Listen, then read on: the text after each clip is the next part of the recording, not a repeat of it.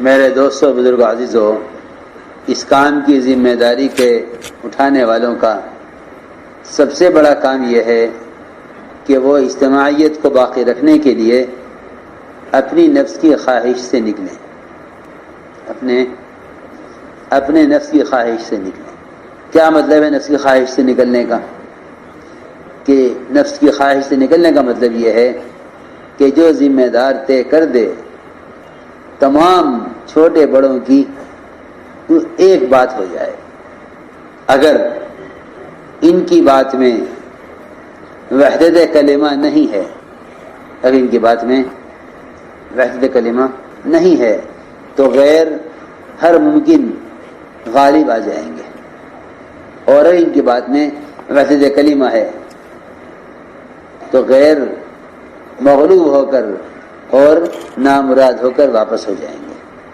جتنے بھی دین کے اجتماعی کام ہیں، ان سارے اجتماعی کاموں کا سب سے بنیادی کام یہ ہے کہ جس بات کو طے کر لیا جائے ہر ایک کی زبان پر وہی بات ہو، ہر ایک کی زبان پر وہی بات ہو، بھئی یہ بات طے ہو گئی ہے، یہ بات طے ہو گئی ہے، تاکہ غلط چاہنے والے جس کے پاس بھی جائیں اس سے ایک ہی بات کا جواب پائیں اور سمجھ لیں کہ اپنی وحدت کلمہ کی وجہ سے آپس میں مجتمع ہیں۔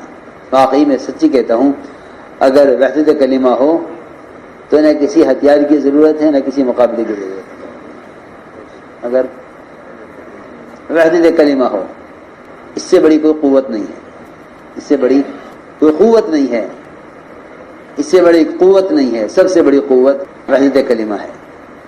ابو سفیان رضی اللہ تعالیٰ عنہ کو 2 موقع ملے ایسے جس میں انہوں نے صحابہ کی وحدت کلمہ دیکھی۔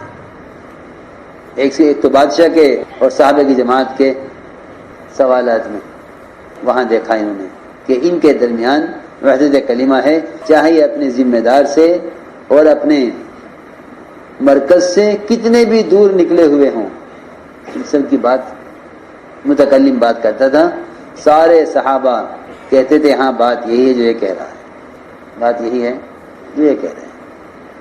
مغیرہ بن شعبہ رضی اللہ عنہ کی ایک ایک بات کی سب تصویب کرتے تھے، سب تصویب کرتے تھے، سب تائید کرتے تھے۔ ایک تو وہاں دیکھا، دوسرے ابو سفیان کو مشرکین نے اپنی طرف سے متکلم اور وافد بنا کر بھیجا کہ صلح کی مدت کو بڑھا دیا جائے۔ آپ نے فرمایا صحابہ سے کہ یہ صلح کی بات کرنے آیا ہے اور یہ مطمئن ہو کر بغیر حاجت کے جائے گا، اس کی حاجت پوری نہیں ہوگی۔ جس کے پاس بھی ابو سفیان جاتے تھے صحابہ میں سے سب ایک ہی بات کہتے تھے، اور مرد نہیں عورتیں بھی ایک ہی بات کہتی تھیں، عورتیں بھی ایک ہی بات۔ ان کو امید تھی کہ فاطمہ رضی اللہ تعالیٰ عنہ یہ کچھ ان کی مدد کر دیں گی ان کی بات میں، لیکن فاطمہ نے فرمایا کہ نہیں، معاملہ اللہ کے رسول کے ہاتھ میں ہے، جو انہیں طے کر دیا ہے وہی رہے گا۔ میں عرض کر رہا تھا کہ سب سے بنیادی بات یہ تھی وحدت کلمہ اور ایک آواز پر جمع ہو جانا۔ یہ ہے صحابہ کرام کے اپنے نفس کی خواہش سے نکلنا۔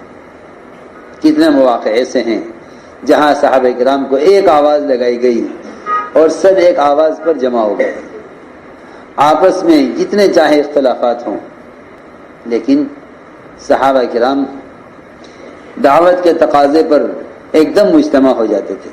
حضور اکرم صلی اللہ علیہ وسلم کے حکم کا اور آپ کے امر کا صحابہ کیسے امتثال کرتے تھے اور کیسے آپ کی اطاعت کرتے تھے۔ فرماتے